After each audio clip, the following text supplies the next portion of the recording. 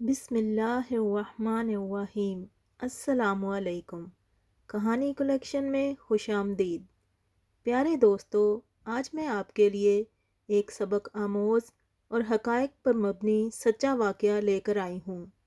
اگر آپ کو یہ واقعہ اچھا لگے تو اس ویڈیو کو لائک کیجئے اور اس طرح کی مزید کہانیاں سننے کے لیے کہانی کلیکشن کو سبسکرائب کیجئے۔ اب بھی فجر کے وقت جب آنکھ کھلتی ہے تو ذہن میں بچپن کی سنی وہ آواز گونجنے لگتی ہے۔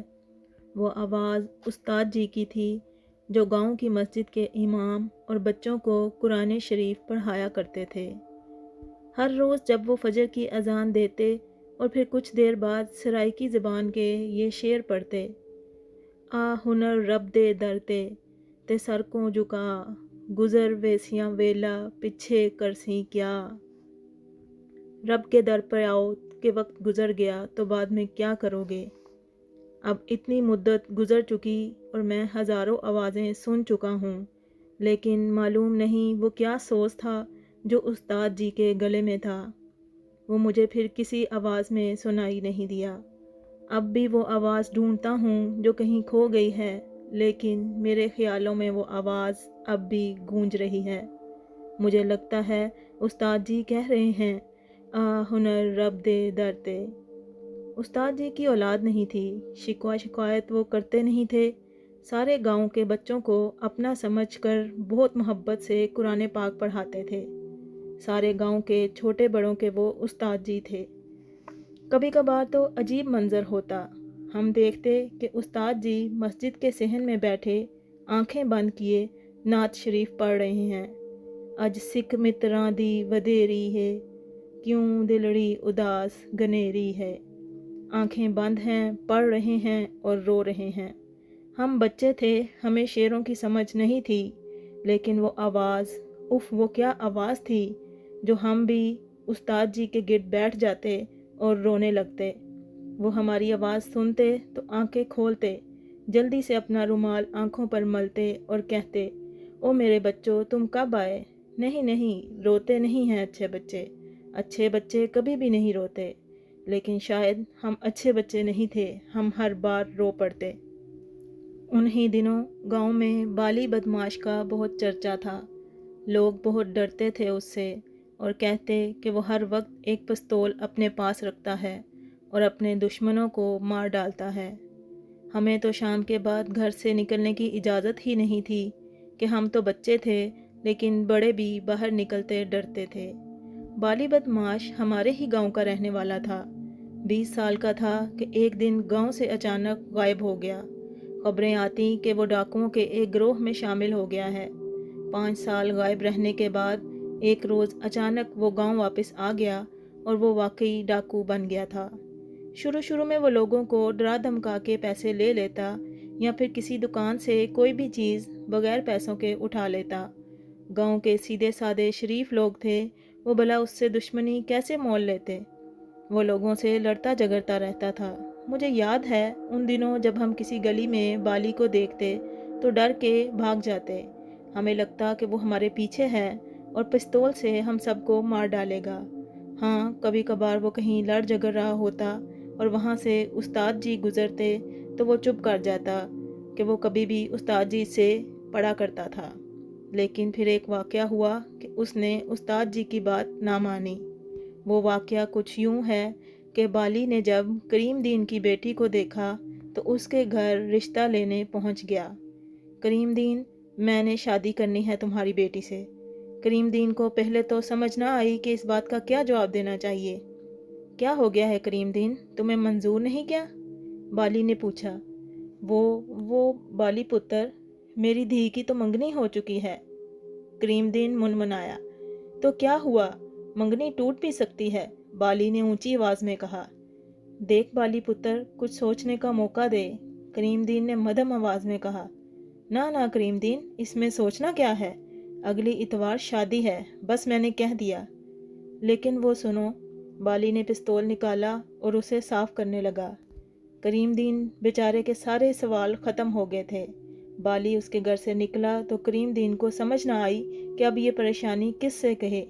यकदम उसके जहन में उस्ताद जी का ख्याल आया, शायद वो बाली को समझा दें। वो भागा और उस्ताद जी के घर पहुंचते ही रोने लगा। क्या हुआ करीमदीन, परेशान लगते हो? उस्ताद जी कुछ कीजिए, मेरी बेटी तबाह हो जाएगी। बाली बदमाश अगले एतवार उससे शादी करना चाहता है। हौसला रख, मैं कुछ करता हूँ। मैं अभी जाता हूँ, उस नालायक को समझाता हूँ। उस्ताद जी बाली के पास गए। सुन बाली पुत्र, करीमदीन के बेटी की मंगनी हो चुकी है, तो उसका ख्याल दिल से निकाल दे। उस्ताद जी, करता तो मैं वही हूँ जो दिल में आए। अब उसका ख्याल दिल में आ गया है, सो शादी तो अब उससे ही करूँगा। बाली ने कहका लगाते हुए कहा। ना ना पुत्र, देख ये ठीक नहीं है। आप बाली को अभी ठीक तरह से नहीं जानते हैं। बाली ने पिस्तौल निकालकर मेज़ पर रख दिया। तू इससे मुझे डराना चाहता है, इस खिलौने से? लगता है मुझे पुलिस की मदद लेनी पड़ेगी। मैं बता रहा हूँ उस्ताद जी, मेरे रास्ते में ना आए तो अच्छा होगा। जो भी हो, शादी तो मैंने उसी से करनी है और अगले इतवार ही करनी है। मैं देखता हूँ आप कौन सी पुलिस बुलाते हैं। उस्ताद जी का एक शागिर्द शहर में पुलिस इंस्पेक्टर था। अगले रोज़ वो करीमदीन को साथ लेकर थाने पहुँचे और सारा मामला अपने शागिर्द इंस्पेक्टर के गोश गुजार कर दिया। इंस्पेक्टर साहब ने हर मुमकिन मदद की यकीन दहानी कराई। अगले रोज़ पुलिस की गाड़ी आई, लेकिन बाली रुपोश हो चुका था। कई दिन गुजर गए, बाली का कुछ पता नहीं था। सारे गांव ने सुख का सांस लिया कि एक मुसीबत तो कम हुई। एक सुबह फजर की नमाज के बाद उस्ताद जी खेतों की पगडंडियों से गुजर रहे थे। अज सिख मित्रां दी वधेरी ये, क्यों दिलड़ी उदास घनेरी है। लू लू विच शोक चंगेरी ये, अज नैना लाइयां क्यों झड़ियां। बाली पिस्तौल थामे उनके रास्ते में आ गया। मैंने कहा था ना उस्ताद जी कि मेरे रास्ते में ना आएं, लेकिन आप बात पुलिस तक ले गए। ये अच्छा नहीं किया आपने। ओ बाली, हया कर हया। इतना बेलगाम ना हो कि लोग सारी उम्र तुझे लानत मलामत ही करते रहें। उसकी मखलूक को अजियत देगा तो खुद भी सारी उम्र अजियत में रहेगा। देख, तुझे समझ क्यों नहीं आती? दूसरों का सुख ही अपना सुख होता है। मैंने कहा ना कि करता मैं वही हूँ जो दिल में आता है, और आज मेरे दिल में आया है कि मैं आपको मार दूँ। बाली ने पिस्तौल निकाल लिया। इस खिलौने से डराएगा मुझे? तू बहुत बड़ा बदमाश बना फिरता है, लेकिन मैं तुम्हें इस गांव की तरफ मैली आंख से देखने नहीं दूंगा। लेकिन बाली ने उस्ताद जी पर गोली चला दी और फरार हो गया। पूरे गांव में कोहराम मच गया। बाली को इसके बाद किसी ने नहीं देखा। इस वाक़े को 25 साल गुजर गए हैं। वक्त पर लगाकर उड़ गया। उस्ताद जी की बीवी, जो सारी उम्र उस्ताद जी के साथ रहीं, वो भला उन्हें अकेला इस सफ़र पर कैसे जाने देती। सो उन्होंने भी जल्द अपना रखते सफ़र बांधा और उस्ताद जी के पीछे पीछे अब्दी नींद जा सोई। और वो आवाज़ जो हज़ारों आवाज़ों में पहचानी जा सकती है, जो अब भी कानों में रस घोल रही है, लेकिन उस्ताद जी नहीं हैं। कुछ दिनों से गांव में एक नया भिखारी आया है। बिल्कुल अजीब सा है, किसी से कोई बात नहीं करता। सर के बाल बेतहाशा बड़े हुए हैं।